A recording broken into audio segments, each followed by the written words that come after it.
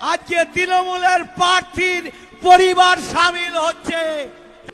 আমাদের অপোজিশনের যে ক্যান্ডিডেট আছে তার এখনো পর্যন্ত লিগালি স্ত্রী, তিনি বিজেপি জয়েন করলেন। কেউ মুকুটমণি অধিকারীকে দয়া করে কোনো ভোট দেবেন না, আমার এই একদমই ভোট দেবেন না, তাহলে আপনাদেরও কিন্তু ঠকতে হবে, আমারই মতন ঠকতে হবে। এই একটা পার্টি যার জন্ম লগ্ন হলো মিথ্যে লগ্ন আর দুর্নীতি রাশি, এই পার্টি সকাল থেকে সন্ধ্যা অবধি মিথ্যে কথা বলে। 13ই মে রানাঘাট লোকসভা কেন্দ্রের নির্বাচন রয়েছে। তার আগে নদিয়া ভোটের শেষ দফার প্রচারে বিজেপির চমক। মিঠুন চক্রবর্তীর হাত ধরে বিজেপিতে যোগ দিলেন এবার রানাঘাটের তৃণমূল প্রার্থী স্ত্রী স্বস্তিকা ভুবনেশ্বরী। পদ্মশিবির ছেড়ে রানাঘাট লোকসভা কেন্দ্রের ঘাসফুলের প্রার্থী হচ্ছেন চিকিৎসক মুকুটমণি অধিকারী। 13 তারিখ রানাঘাটে ভোট। তার আগে ভোট প্রচারের শেষ বেলায় তার স্ত্রী স্বস্তিকা ভুবনেশ্বরী যোগ দেন গেরুয়া শিবিরে, তাও আবার মিঠুন চক্রবর্তীর মতো তারকা প্রচারকের হাত ধরে। নিজের বিজেপিতে যোগের ব্যাখ্যা, 2023 সালের 18 মে আইনভাবে বিয়ে হয়েছিল তাদের। তারপর থেকেই পণের দাবিতে লাগাতার শারীরিক ও মানসিক নির্যাতন করছে বলে অভিযোগ মুকুটমণির দিকে। এই বিষয়ে স্বস্তিকা বলেন, আমাকে বিয়ে করে আমার সঙ্গে প্রতারণা করেছে মুকুটমণি। আমি চাই মানুষ জানুক মুকুটমণির আসল রূপ। একজন প্রতারককে ভোট দিলে আমার মতোই ঠকতে হবে রানাঘাটের মানুষকে।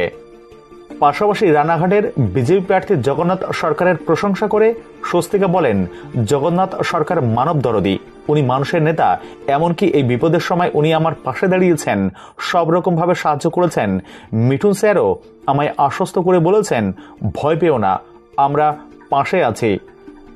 এদিন মিঠুন চক্রবর্তী জানান, রানাঘাটে তৃণমূল প্রার্থীর স্ত্রী স্বস্তিকা ভুবনেশ্বরীর ডাকনাম রোজি।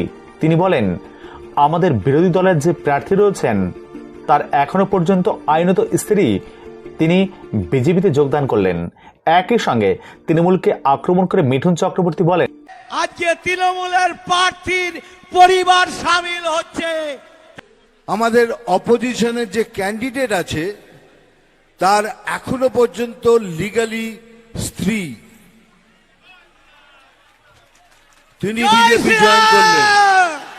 কেউ মুকুটমণি অধিকারীকে দয়া করে কোনো ভোট দেবেন না, আমার এই একদমই ভোট দেবেন না, তাহলে আপনাদেরও কিন্তু ঠকতে হবে, আমারই মতন ঠকতে হবে।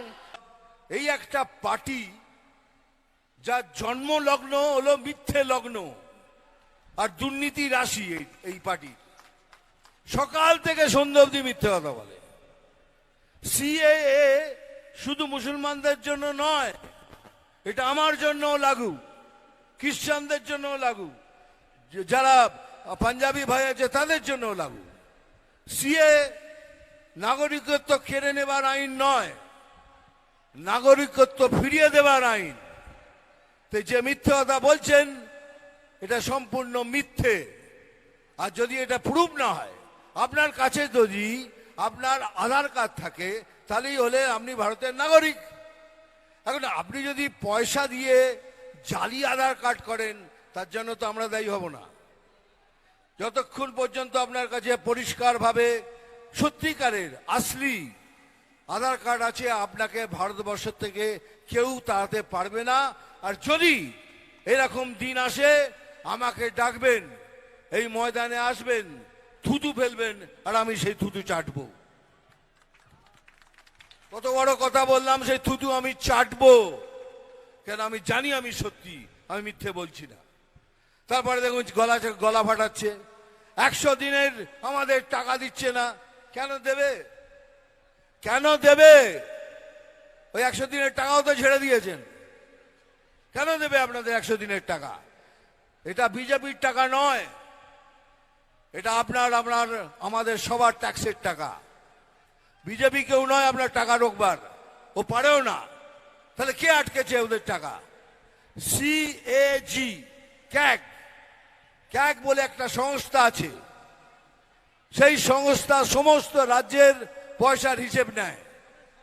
তারা লিখে দিয়েছে পশ্চিমবঙ্গের হিসেব মিলছে না, তাই এখন ওদের টাকাটা স্থগিত রাখুন। কিন্তু মিথ্যে বলে যাচ্ছে 100 দিনের আমাদের টাকা দিচ্ছে না, 100 দিনের টাকা দিচ্ছে না। তাহলে মিথ্যে লগ্ন আর দুর্নীতি রাশিতে জন্ম এদের। এবার একটা কথা শুনুন, আপনাদের বলছি, ভালো করে শুনুন এটা। এ ভাই, এই না শুনতে বলে চলে যান না, কেন কেন ডিস্টার্ব করছেন? কেন ডিস্টার্ব করছেন আপনি?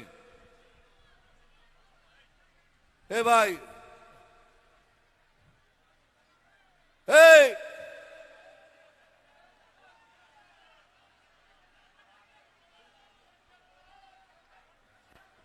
এইখানে কি হচ্ছে? এখানে কি হচ্ছে একটু দেখুন না।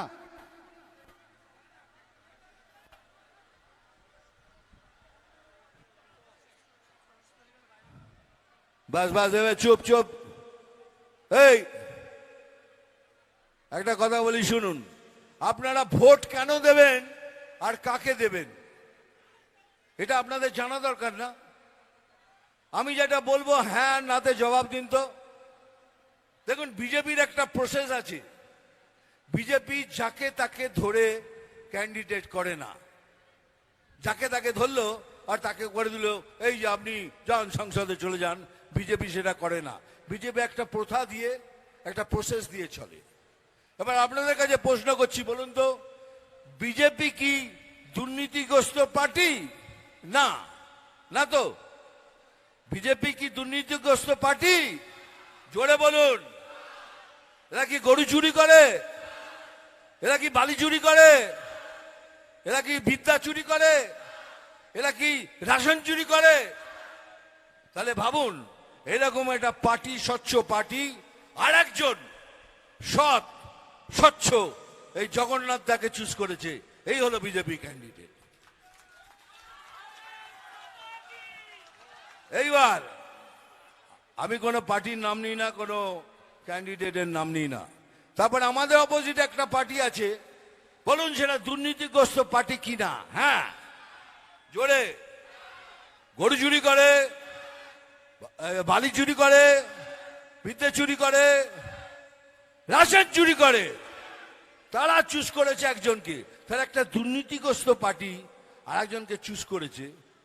এবার আপনারা ডিসাইড করুন কাকে ভোট করবেন, একটা সৎ স্বচ্ছ এই জগন্নাথ দাকে না দুর্নীতিগ্রস্ত পার্টিকে। এটা আপনাদের উপর ছেড়ে দিলাম, এটাই বিচার হবে। কারণ আমি মনে করি না তৃণমূলকে কোনো সভ্য মানুষরা, সৎ মানুষরা ওদের ফ্ল্যাগ নিয়ে যেতে পারে। ওদের ভোট ব্যাংক মুসলমান ভাই বোনরা নয়, ওদের ভোট ব্যাংক হলো কারাপশন, দুর্নীতি। উনি চাইলে একদিনে দুর্নীতি বন্ধ করতে পারেন, কিন্তু করবেন না। জানেন, দুর্নীতি যদি বন্ধ হয়ে যায় ওনার সরকার কালকে পড়ে যাবে। কারণ ওদের সবাই 90% দেখবেন সব কটা দুর্নীতির সাথে যুক্ত আছে। তাই এখন থেকে বলছি, বিজেপি জয়েন করুন, বিজেপিকে ভোট করুন। আমি কথা দিচ্ছি, প্রাইম মিনিস্টারের হয়ে কথা দিচ্ছি যে আমরা একটা সুন্দর বাংলা আপনাদের প্রদান করব। এটাই হলো মোদি গ্যারান্টি। দেখুন, যদি আপনাদের ভালো না বাসতাম, আমার ফ্লাইট ক্যান্সেল হয়ে গেছিল, হেলিকপ্টার ওড়েনি, ওখানে বৃষ্টি হচ্ছিল বলে। কিন্তু তবু আমি এসছি জগন্নাথ দার জন্য, আপনাদের জন্য। কারণ নদী আমার জন্ম, ঘরের জন্ম। আমি 2.5 ঘন্টা গাড়ি ড্রাইভ করে এসছি আপনাদের সাথে দেখা করতে, এটাই বলতে ভোট করার আগে 5 মিনিট ভাববেন কাকে ভোট করবেন, স্বচ্ছ সৎকে না একটা দুর্নীতিগ্রস্ত পার্টিকে। হ্যাঁ জানি, জয় শ্রীরাম, তোমার ডায়লগ বলতে হবে, তাই তো? হ্যাঁ, ডায়লগও বলবো, কিন্তু আগে ওই ডায়লগটা বলেছিলাম বলে আমার ওপর কেস করে দিয়েছিল। বলে আমার ওই ডায়লগে নাকি হিংসা হচ্ছে। যারা হিংসার প্রচার করে বেড়ায় তারা বলছে আমি নাকি হিংসা করছি। কিন্তু ডায়লগটা আমি বলবো, আমি জল ঢোড়াও নই, বেলে বোড়াও নই, আমি এমন এক সাপ গর্ত থেকে ছোট ছোট ইঁদুর বার করে আনি। এবার মারবো এখানে, ভালো করে শোন আমি কি বলছি। এই চিমটি কাটবো এখানে, আর লাল পিঁপড়ের জ্বলন হবে এখানে সেখানে, মিথ্যেখানে। নাম তুফান, বছরে এক আধবার আসি, এইবার প্রত্যেকবার আসবো তোমাদের সঙ্গে দেখা করতে। আমি খবর পড়ি না, আমি খবর দেখি না, আমি শুধু খবর তৈরি করি।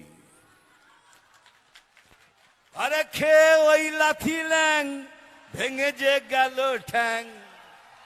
আরে খেয়ে ওই লাথি ল্যাং, ভেঙে যে গেল ঠ্যাং। ভাঙলো মাথায় তোমার বেল, ও চাঁদুরে দেখলে কেমন তুমি খেয়ে। ও চাঁদুরে দেখলে কেমন তুমি খেয়ে। এইটা শুনবেন। অনেক বছর আগে এই গানটা আমি গেয়েছিলাম, কিন্তু কোনোদিন ভাবিনি এই গানটার সাথে আজকের বাংলা মিলে যাবে। ওই আমাদের গড়া এই বাংলা আজ কেন হয়ে গেল কাংলা। ওই আমাদের গড়া এই বাংলা আজ কেন হয়ে গেল কাংলা। যদি প্রশ্ন করে বীর নেতাজি, কি তার জবাব দেব আমরা। ওই আমাদের গড়া এই বাংলা আজ কেন হয়ে গেল কাংলা। যদি প্রশ্ন করে বীর নেতাজি, কি তার জবাব দেব আমরা। বন্দে মাতরম, বন্দে মাতরম, বলুন একবার বন্দে। ये बात हुई ना। ভালো থাকবেন। এবার আমার সাথে এক গলায় জোরে একবার জয় শ্রীরাম।